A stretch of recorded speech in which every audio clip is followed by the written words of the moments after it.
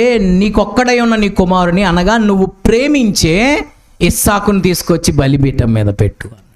అంటే దాని అర్థం దేవునికి నీకు మధ్యలో ఏది అడ్డు ఉండడానికి వీలు లేదు. దేవుని కన్నా ఎక్కువగా నువ్వు ఎవరిని ఈ ప్రపంచంలో లేదా దేనిని ప్రేమించడానికి వీలు లేదు. ప్రేమించొద్దని కాదు ఇక్కడ, ఆయన కంటే ఎక్కువగా నువ్వు ఎవరిని ప్రేమించుకోడు.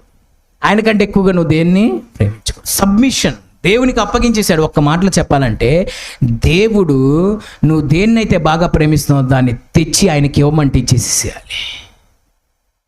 ఇవ్వలేనంతగా నువ్వు ఉన్నావంటే దాని అర్థం ఏంటో తెలుసా? ఏదైనా అది మీరు పాజిటివ్గానే తీసుకోకుండా దీన్ని నెగిటివ్గా కూడా తీసుకోవాలి. ఏదైనా అంటే నీలో ఉన్న ఒక చెడ్డ అలవాటు తీసుకొచ్చి బలిపీఠం మీద పెట్టంటే పెట్టలేకపోతున్నా అంటే అర్థం ఏంటి? దానికి నువ్వు ఎడిక్ట్